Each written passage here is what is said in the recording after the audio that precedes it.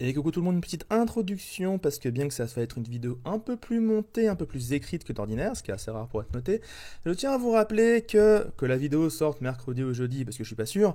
Dans tous les cas, attention, jeudi soir à 20h, il faut prendre ses places pour Bologne en Italie. Je serai parmi vous pour une fois en train d'essayer d'atteindre le Saint Graal des places car je pense vouloir participer à ce tournoi, si jamais j'ai une place bien évidemment. Mais vu que je suis à Lyon, que Lyon c'est pas trop loin et qu'il y a des gens de Lyon qui vont souvent faire trajet, je me suis dit que ce serait la bonne occasion. Donc voilà, Kétal, participant au tournoi de Boulogne, c'est dit, si jamais il y a une place de libre, on va pas faire des gros résultats. Et bonjour à toutes et à tous, ici c'est Kétal et on est là pour une nouvelle vidéo sur l'Orcana. J'avais oublié à quel point c'est compliqué de faire de la vidéo en été parce qu'avec les lumières, le fond et le fait tout simplement d'être habillé chez moi, il fait beaucoup trop chaud, mais on va supporter ça et vous faire du contenu de qualité tout l'été, ne vous inquiétez pas. Ce qu'il faut retenir, c'est qu'on est là aujourd'hui pour parler de Bucky, mais avant tout, Bucky est un prétexte. On va parler avant tout de game design et de NPE. Qu'est-ce que le NPE? Vous allez me demander et je vais vous répondre, mais le NPE c'est tout simplement le Negative Player Experience. C'est quelque chose qui est très important dans les jeux de manière générale. Vous allez le trouver dans le jeu de cartes, mais aussi dans le jeu vidéo, dans le jeu de société, dans tout type de jeu, vous pouvez avoir du NPE. Et le NPE, c'est très compliqué à gérer parce qu'il intervient dès que l'adversaire passe un mauvais moment. Un joueur qui subit une mauvaise expérience de jeu en français, c'est un joueur qui passe un mauvais moment. Et évidemment, si jamais il perd, ça peut amplifier le phénomène, mais ça peut même arriver si jamais on remporte la partie derrière. C'est pas qu'une question de gagner ou de perdre, c'est une question de ce que vous avez vécu pendant votre expérience de jeu. Et pour vous parler du NPE, on va revenir en 2013 en vous racontant un peu ma propre expérience. Petit flashback. Eh bien, bonjour à tous, bienvenue dans les vidéos de commentaires qu'on est en train de faire donc avec nos amis suisses. Bonjour Romuald. Salut Kétal. Bon, faudrait que je la suffise avec, mais ça commence à faire beaucoup. Wow, alors on voit pas le setup italien pour l'instant, à part qu'il y a un corbeau, je ne sais pas d'où sort ce corbeau. Pourquoi il y a un corbeau? Comment on met un corbeau? C'est comment on met un corbeau, c'était? Mais pourquoi? Oui. Le son était désastreux à l'époque et ce que vous venez de voir là, c'est le premier match qu'on a commenté ensemble avec Romuald en 2013 sur un jeu de cartes qui nous a rassemblés, qui nous a passionnés, le jeu de cartes du Trône de Fer, Game of Thrones pour les anglophones. Au Trône de Fer, ce qu'il faut savoir, c'est qu'en fait, vous avez à côté de votre deck de cartes classique un petit deck de cette carte. Dans ces decks de cette carte, vous avez ce qu'on appelle des complots. Et ces complots définissent combien d'argent, combien de ressources vous aurez pour jouer des cartes ce tour-ci. Après, vous pouvez avoir des cartes en jeu qui augmentent un peu ce montant, ce qu'on appelle l'économie du deck en général. Mais ce qu'il faut retenir, c'est que l'économie du deck n'est pas du tout dans le deck. Elle est dans un truc à côté. Donc si vous voulez jouer des decks qui utilisent peu de ressources mais qui ont plein d'autres capacités super fortes, vous pouvez. Si vous voulez jouer des decks qui ont beaucoup d'argent mais pas des capacités très fortes, vous pouvez. C'est vous qui décidez. Et à chaque tour, vous décidez justement si vous aurez beaucoup d'argent, peu d'argent, des effets forts, des défis qui font très mal, etc., etc. Donc, pour jouer les cartes, au Trône de Fer, il faut des pièces d'or. Et au Trône de Fer, il y a un archétype. Et là, les gens qui me connaissent depuis 2013 voient depuis le début de la vidéo où je vais en venir. Cet archétype s'appelait le choc. Le choc, qu'est-ce que c'est? C'est tout simplement un moyen de piquer des pièces d'or à votre adversaire ou d'empêcher qu'il en récolte beaucoup au début de son tour. Il y avait différentes cartes et manières de faire cela. Beaucoup se basaient sur l'hiver, parce que le Trône de Fer, il y avait des saisons, etc. Je ne vais pas trop rentrer dans les détails. Ce qu'il faut retenir, c'est que si vous commenciez votre tour avec 0 de thune, vous jouiez 0 de cartes et en général, vous passiez un sale quart d'heure. On appelait ça du choke. Choke, en anglais, ça veut dire étrangler. Donc l'idée du choke dans les jeux de cartes, en général, c'est que tu prends à la gorge, tu l'étrangles, et le mec en face, il fait et toi, tu le laisses jamais reprendre de l'air. Tu l'étouffes jusqu'à défaite. En 2013, il se trouve que j'étais à fond dans le Trône de Fer. Et c'est mon premier vrai tournoi compétitif où je me suis vraiment beaucoup entraîné à l'époque. Et je suis venu à ce fameux tournoi en Suisse avec un deck choke. Alors quand je dis ce fameux tournoi, c'est pas celui qu'on a filmé. Bref, c'est juste que ce fameux tournoi, les gens auront la ref. Donc, j'étais venu avec un deck choke, ce qui a mené à moult légendes. Mais le problème, c'est que moi, à l'époque, je connaissais même pas le terme, je connaissais juste la mécanique d'enlever des pièces d'or adversaires, et avec la méta qu'il y avait à l'époque, encore une fois, sans trop rentrer dans les détails, bah j'estimais que c'était le truc le plus fort à faire, parce que t'avais vraiment moyen de bloquer plein de decks et de mettre ton plan de route en jeu. En plus, j'avais trouvé un deck qui me convenait parfaitement, qui n'utilisait pas les outils des deck shocks habituels de l'époque, etc. Bref, j'avais vraiment monté un truc trop bien. Et j'avais pas tort, parce que je suis arrivé en demi-finale, que j'ai perdu tout seul comme un idiot par fatigue, parce que j'avais la game en main 1 milliard de fois, et à un moment j'ai oublié un détail, et tout m'est retombé dessus, j'ai tout foiré, j'ai fait n'importe quoi. Donc, encore une fois, les tournois, la fatigue, c'est un vrai truc, et ça peut vraiment faire perdre des tournois. Mais durant mes games, bah, j'ai vu plein d'adversaires, pendant mes parties, vraiment insulter mon deck, voire même m'insulter moi, c'est arrivé. Et pour le coup, je comprenais pas. Parce que moi, dans ma tête, je me disais, ouais, mais attends, oui, mon deck, il est fort. Mais ton deck aussi, il est fort, il a plein de trucs trop cool. C'est juste qu'on n'a pas les mêmes mécaniques. Mais au bout d'un moment, arrête de râler sur mon deck. Le tien, il est très bien aussi. Et c'est là que, après, on m'a expliqué tout le phénomène.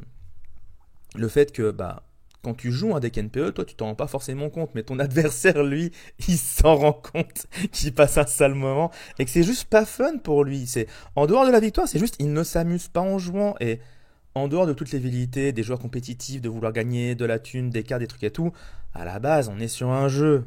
Quand on fait un tournoi de 2000 personnes, il y a peut-être 200 personnes qui sont là pour perfer de ouf, mais il y en a un gros paquet qui sont là juste pour jouer et s'amuser ensemble. Et c'est ce qu'on fait la plupart du temps quand on joue à un jeu de cartes. C'est juste, on s'amuse ensemble. Après, la victoire, la défaite, ça, c'est encore un autre truc à côté. Évidemment, on veut gagner qu'on est compétitif, mais c'est vraiment quelque chose à part. De retour en 2024, donc. Du NPE, il y en a dans plein de jeux de cartes. Par exemple, on peut avoir des contre-sorts dans Magic qui vont dire au moment où l'adversaire joue sa carte, non, en fait, non, tu la joues pas, elle marche pas, elle va dans la défausse, il s'est rien passé.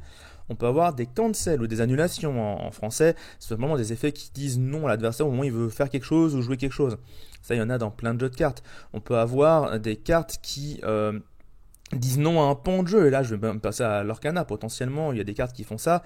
Ou dans d'autres jeux de cartes, il y a des cartes qui vont dire non à tel truc ou tel truc, etc. On a la destruction de l'économie, ce qui s'appelle du choke, du coup, c'est le fait de, dans Magic, par exemple, détruire les terrains. Dans le trône de fer, donc on peut piquer l'argent. Bref, il y a différents moyens comme ça de faire une espèce de choke à l'adversaire. Il y a aussi la défausse, parce que si votre adversaire, il n'a pas de carte à jouer durant son tour, en général, il joue pas. Et en fait, quand on joue pas, c'est pas très fun.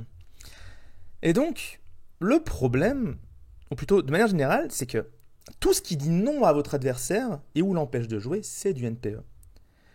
Et même le joueur le plus agréable du monde qui arrive à table de cette manière-là, « Ah Kevin, ça me fait plaisir de jouer contre toi. Franchement, Magma, bonne chance mec, GLHF. » Derrière, après la partie, soit il peut perdre et ça se passe bien, mais il perd quand même, mais il va finir comme ça. « Ah, gris-violet, des fois ça marche pas. Ah, c'était une belle game, merci beaucoup mec, c'était vraiment très très cool. » Ou bien, si jamais durant la partie, il a subi trop de NPE, et une partie vraiment négative pour lui, il a pas pris de fun, là, ça va plutôt finir comme ça. C'est bon, hein, c'est bon, t'as sorti que t'as eu, c'est bon, t'es content d'avoir battu Violet Gris, la Magma, c'est ça? Tu voulais le faire en live? Voilà, bravo. Merci beaucoup, hein, moi je me casse. Et là où est le problème, la racine de la vidéo, c'est que Bucky tombe dans ce travers du NPE, justement. Je vais vous faire un petit flashback aussi sur le chapitre 1. Rappelez-vous, le deck le plus détesté du chapitre 1, c'était bien évidemment violet-rouge, rubis améthyste. Et ce qui est très drôle, c'est que maintenant, c'est plus du tout le cas. Mais pourquoi? Mais parce que les cartes qui le composent ne sont plus du tout les mêmes. Et le style de jeu a changé. Chapitre 1, tout le deck te disait non. Je veux dire, on avait déjà à l'époque Soyez prête, on avait même Feu de Dragon qui était encore dans les decks. Maintenant, on a d'autres cartes qui flinguent vos personnages, qui les bannissent. Donc c'est pas si dérangeant. Il y avait Maléfique à l'époque, tout ça. Mais les deux cartes qui étaient présentes à l'époque et qui étaient ultra embêtantes et que maintenant ne sont plus présentes, et changent beaucoup de choses. Déjà, il y a Aladdin Alter. Quand tu l'avais en face de toi, tu savais que tu devais faire gaffe parce que tu pouvais pas envoyer ton petit personnage faire un de l'or et essayer d'avancer la partie. Sinon, Aladdin, il venait, il le massacrait, il se redressait, il faisait des trucs. Tu perdais du lore, donc tu reculais et tu laissais plus de lore à ton adversaire parce que l'adversaire, il inclinait jamais Aladdin. Donc si jamais tu ne partais pas à l'aventure, lui n'avançait pas non plus et tu pouvais essayer à un moment de faire quelque chose pour le gérer, etc.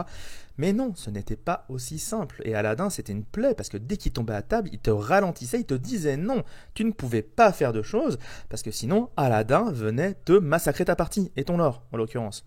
Et l'autre carte, pareil, qui était ultra désagréable et NPE, c'était Elsa Alter, Elsa A8, parce que Elsa A8, t'arrivais en fin de partie en essayant, tu vois, tu viens de prendre justement un soyez prête, t'essaies de reposer des personnages avec beaucoup de lore pour essayer de repartir, et là t'as Elsa qui arrive, qui t'incline tes 2 personnages pour le tour entier que tu vas jouer derrière, et en plus de ça, elle a 3 de lore, donc elle avance à une vitesse folle. Et du coup, toi tu joues pas, parce que tes persos sont inclinés. Et encore une fois, en dehors de la puissance du deck à l'époque, le problème c'était vraiment ce côté NPE, ce côté tu poses des persos, soit ils se font bannir, soit tu peux pas t'en servir sinon Aladdin il fait la fête, soit il y a Elsa qui les incline et tu t'en sers pas non plus. C'était super désagréable depuis qu'il y a le module Mime Merlin du chapitre 2, le deck a arrêté de jouer des cartes aussi chères et du coup le deck est devenu vachement plus agréable à affronter et pas moins fort, attention il est plus fort qu'avant, mais c'est juste que les cartes ne sont pas les mêmes et le deck est plus agréable à affronter parce que les cartes vraiment NPE ne sont plus là. Et ici, dans la méta actuelle, donc émeraude, acier, vert, gris, non seulement Bucky défausse et dit non, ce qui est déjà très agréable, mais en plus il y a du dégât direct et de la remontée en main dans tous les sens. Le deck entier te dit non. Si tu poses des personnages, ils vont se faire flinguer, ou alors remonter en main puis défausser. Si tu les poses pas, ils vont se faire défausser. De manière générale, le deck est basé sur le fait de bloquer le deck adverse avant de mettre son plan de jeu en place. Et c'est pour ça que Vert-Gris va galérer contre des decks encore plus contrôle potentiellement, ou alors des decks qui vont très très vite. C'est que le but du Vert-Gris, c'est d'empêcher le plan adverse de se mettre en place, mais si jamais le plan adverse c'est de t'empêcher toi-même de te mettre en place, il a peut-être les solutions pour te gérer, etc. Après, ça dépend des decks, ça dépend des cartes, etc. Mais c'est pour ça que Vert-Gris est si insupportable, et c'est pour ça que Vert-Gris est si détesté de manière générale, alors que les meilleurs decks de la méta c'est pas forcément Vert-Gris, et en plus de ça que même quand on regarde les tops, Vert-Gris n'est pas forcément le deck qui fait les meilleurs perfs, et si jamais c'est le deck le plus représenté en top, c'était souvent parce qu'il était aussi très représenté en ronde. Donc attention à l'effet méta call, attention à cet effet, des fois on peut se dire c'est vraiment le deck imbattable du moment, au niveau des stats, pas forcément tant que ça.